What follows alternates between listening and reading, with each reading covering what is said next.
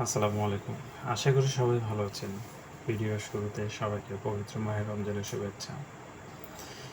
আমরা যদিও একটা ইবাদতের মাস পার করতেছি, কিন্তু আমাদের আশেপাশে এবং আমরা নিজেই হয়তোবা কোনো কারণে পবিত্র থাকতে পারতেছি না, বা আমাদের কানে প্রতিনিয়ত আমাদের চোখের সামনে যেই খবরগুলো ভেসে আসতেছে, সেই জিনিসগুলোর মাধ্যমে আমরা আমাদের পরিবার এবং পরিজন, আত্মীয়স্বজনকে পবিত্র রাখতে পারতেছি না। আপনি যদি না বুঝে থাকেন, আপনাকে আমি সেটাই বলতেছি যেটা আপনি আন্দাজ করতেছেন।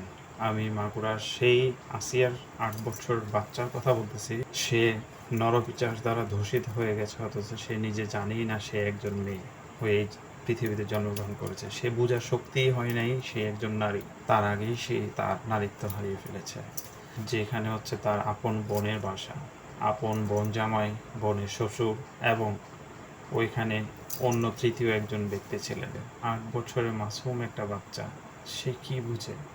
তার উপরে এই ধরনের পৈশাচিক আচরণ প্রয়োগ আমাদেরকে কি মেসেজ দেয়? অতীতের মতন বর্তমানেও আজকে যেই খবরটা শোনার পরে আমি ভিডিওটা শুরু করলাম, সেটা হচ্ছে ধর্ষকদের বিচার এবং এই আসিয়ার বিচারের মামলা ১৮০ দিনের মধ্যে শেষ করতে হবে। ১৮০ দিন মানে ৬টা মাস।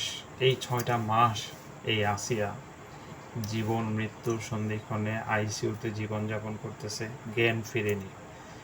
সে কি তার বিচার দেখে যেতে পারবে? এই ১৮০টা দিন এই দেশের মানুষগুলো কি এই আসিয়াকে মনে রাখতে পারবে, নাকি ভবিষ্যতে আরও নতুন কোনো আসিয়ার গল্প আমাদের সামনে চলে আসবে? প্রতিদিন প্রতিনিয়ত এই ধরনের ধর্ষণের ঘটনাগুলো আমাদের চোখের সামনে আসতেছে, আমরা দেখতেছি, আমরা শুনতেছি।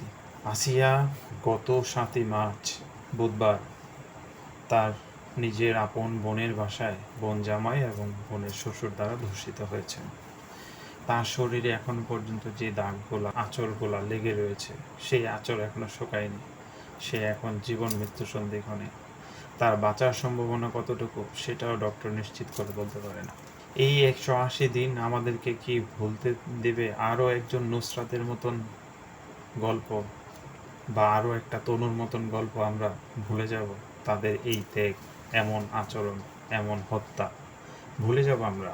সত্যি আপনি খেয়াল করে দেখেন, সোনাগাজীর সেই নুসরাত হত্যা মামলা, যাকে মাদ্রাসার ছাদে ওই মাদ্রাসার প্রিন্সিপাল থেকে শুরু করে ওই এলাকার স্থানীয় নেতা এবং তার বান্ধবীরা মিলে পেট্রোল এবং কেরোসিন দিয়ে ছাদের মধ্যে পুড়িয়ে হত্যা করে, সেই নুসরাতের কবর, কবরের বাঁশ শুকিয়ে গেছে, ওই মাটি হয়তোবা নুসরাতের লাশটা পর্যন্ত পচে গেছে।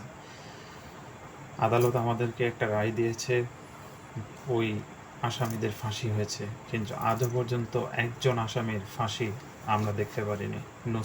নুসরাতের পরিবার কেউ পায়নি। ভবিষ্যতে এই আসিয়ার বেলায় এমন হবে না, তার নিশ্চয়তা কি আপনি আমি দিতে পারবো না। আসিয়ার বোনের বাসার এলাকার মানুষের উচিত ছিল তাৎক্ষণিক ধর্ষণকারীকে ধরে সাথে সাথেই তাকে ওইখানে শেষ করে ফেলা, এমনভাবে জনসম্মুখে বিচার করা যেন ভবিষ্যতে আর কোনো আসিয়ার ওপর এই ধরনের ঘটনা না হয়। অন্তর্বর্তীকালীন সরকারের তরফ থেকে ২জন উপদেষ্টা বসলেন, আলোচনা করলেন এবং আসিয়ার ব্যাপারে মুখ খুললেন। এই ২টা দিন কোথায় ছিলেন আপনারা? এই আসিয়ার নিউজ সবাই দেখতে পেয়েছে, পুরো বাংলাদেশ, বিশ্বের সবাই দেখতে পেয়েছে। গতকাল রাতে যখন বিভিন্ন বিশ্ববিদ্যালয়ের ছাত্রীরা হল থেকে বের হয়ে মশাল মিছিল করেছে, তখন আপনাদের চোখে পড়েছে। এর আগে আসিয়ার গল্প আপনাদের চোখে লাগেনি?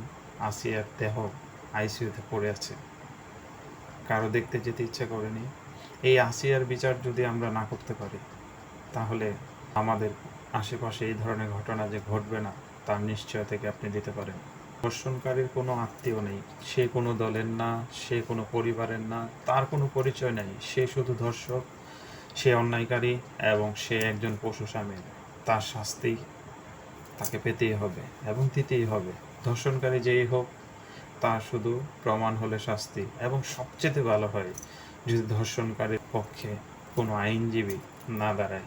কারণ আমরা অতীতে অনেক দেখেছি, অনেক ধর্ষণকারীর আইনের মাধ্যমে জামিন নিয়ে বের হয়ে যায়, পুনরায় তারা আবার ওই পাপ কাজে লিপ্ত হয়।